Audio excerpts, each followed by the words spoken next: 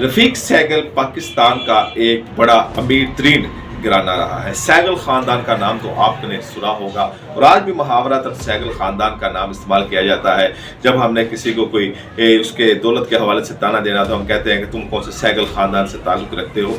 50 की दहाई में इन्होंने 2 बड़ी इंडस्ट्री लगाई थी कोहिनूर के नाम से। फिर अयूब खान के दौर में मलक रफीक सहगल ने डूबते हुए PIA को बचाया था। लेकिन आज मेरा मौजूद रफीक सहगल की ज़ाती ज़िंदगी या उनके बिजनेस के हवाले से या उनके सरमाए के हवाले से नहीं है।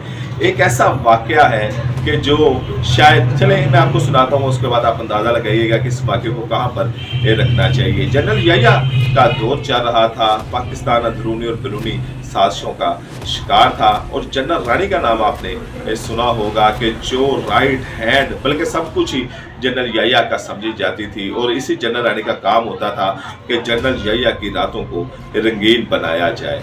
तो जनरल रानी जो थी ये उन्होंने बाद में जो उससे तफ्तीश हुई, स्कूते ढाका हो गया, बांग्लादेश अलग हो गया, जुल्फ़िकार अली भुट्टो आ गए और पुलिस ने इनको गिरफ्तार किया जनरल रानी को। तो उन्होंने तफ्तीश में ये वाक़या बताया था कि वो रफीक सहगल की जो उनकी खूबसूरती थी, क्योंकि रफीक सहगल एक दौलतमंद होने के साथ साथ एक स्मार्ट आदमी भी थे, खूबसूरत शख्सियत के मालिक भी थे और बड़े एक साफ किरदार के आदमी थे। तो जनरल रानी थी वो इस रफीक सहगल के ऊपर मर मिटी थी, उनसे मोहब्बत करती थी, उनकी खूबसूरती पर फिदा हो गई थी। लेकिन मलक रफीक सहगल क्योंकि ज़ाती तौर पर एक पाक साफ इंसान थे तो उन्होंने जनरल रानी की इन तमाम हरकत को लिफ्ट नहीं कराए, उनके तमाम दावते गुनाह को उन्होंने लिफ्ट नहीं कराए। तो जनरल रानी इसके ऊपर बड़ी तिलमिलाती थी कि मलक रफीक सहगल उनको लिफ्ट नहीं कराते। ये पेशावर की बात है कि पेशावर में वहाँ पर गवर्नर हाउस में जनरल रानी ने, जहाँ पर मलक रफीक सहगल भी मौजूद थे और उसके बाद वहाँ पर जनरल रानी भी मौजूद थे और जनरल याह्या भी मौजूद थे। जनरल रानी ने जनरल याह्या से कहा, आगा जानी रफीक सहगल मैंने लिफ्ट नहीं कराता, रफीक सहगल मेरे नाल प्यार नहीं करता। तो उसने कहा, जनरल याह्या ने कहा ये कौन सी बात है। उन्होंने रफीक सहगल को बुलाया और उसे कहा, वहाँ पर खड़ा किया, उससे बात शुरू की और साथ ही उन्होंने उस गवर्नर हाउस के एडमिनिस्ट्रेटर को बुलाया और कहा कि जब मलका एलिज़ाबेथ यहाँ पर आई थी तो वो किस कमरे में ठहरी थी। उस एडमिनिस्ट्रेटर ने बताया, जो इस गवर्नर हाउस के तमाम इंतजामी अमूर देखता था, उसने उस कमरे का बताया। तो जनरल याह्या ने मलक रफीक सहगल को कहा कि जो दौलतमंद आदमी था और पाकिस्तान का उस वक्त सबसे अमीर घराने को वो लीड करता था, सरबराह था, जनरल याह्या ने उसे कहा कि आज रात तुम मार्शल कानून के तहत उस कमरे में जनरल रानी के साथ गुजारोगे। अब मलक रफीक सहगल में जुर्रत नहीं थी कि वो ये इनकार कर सके, ना अखलाकी जुर्रत थी ना वैसे उनसे जुर्रत थी और मार्शल का हुक्म भी लग गया था।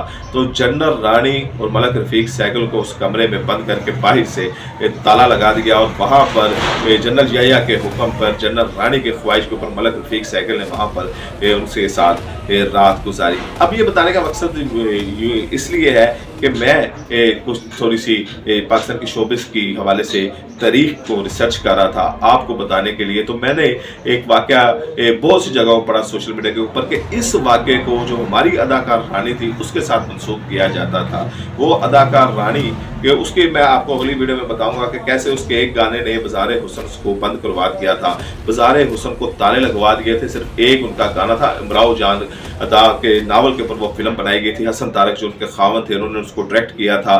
फिर उन्होंने रानी ने मियां जवेद से शादी की थी, फिर उसके बाद उन्होंने क्रिकेटर जो सरफराज नवाज से शादी की थी। फिर ये इंडिया गई थी और रेखा ने इनकी कदम बोसी की थी और कहा था कि तुम्हारे, क्योंकि रेखा की जो इमराव जान अदा थी वो पाकिस्तानी की इमराव जान अदा के बाद में आई थी और रेखा ने कैसे उसमें बताया था कि मैंने तुमसे डांस के वो अदाएं सीखी, डांस के वो स्टेप सीखे, वो रानी की दीवानी हो गई।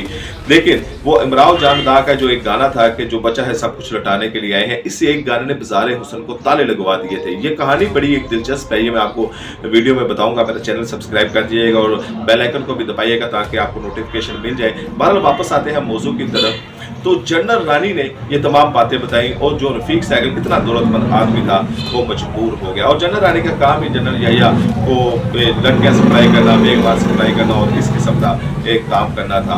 ये जब भुट्टो आए तो इन्होंने इनकी मिलों को भी नेशनलाइज कर दिया। फिर ये रफीक सहगल मुल्क से बाहर चले गए। फिर ज़ियाउल हक ने इनको वापस बुलाया और PIA की जिम्मेदारी दी कि आप इनको PIA को दोबारा उठाएं कि जैसे आपने डूबती हुई PIA को दोबारा उठाया था अयूब खान के दौर में, तो आप इसको आप दोबारा उठाएं। साथ में तमाम जो मिलें थी वो मलक रफ़ीक सहगल को वापस भी की गई। ये फिर घी के कारोबार में भी आए, फिर उन्होंने एक अखबार फाक भी निकाला, फिर ये रियल एस्टेट के जो कारोबार था उससे भी मुंसलिक हो गए। अयूब खान का दौर इनका सबसे सुनहरी दौर था। इस दौर में इन्होंने बड़ा अरूज किया, बड़ा यानी कि पीक रहे। लेकिन बताने का मकसद ये था कि इस वाक़े को अदाकार रानी के साथ मनसूख किया जाता है कि अदाकार रानी के साथ एक कमरे में बंद कर दिया गया था। ये अदाकार रानी नहीं, जनरल रानी थी जो रफ़ीक सहगल की मोहब्बत में गिरफ्तार थी और उनकी खूबसूरती के ऊपर मर मिटी थी, और बाद में ब्लैकमेल करके रफ़ीक सहगल से ये पैसे भी ऐंठती रही, दूसरे लोग उससे पैसे ऐंठते रहे, क्योंकि रफ़ीक सहगल एक साफ पाक आदमी थे, फैमिली वाले बंदे थे, तो वो डरते भी थे। तो जनरल रानी उनसे प्यार मोहब्बत में ऐसी गिरफ्तार थी कि उनके साथ उनको जनरल याया की सिफारिश करवानी पड़ी।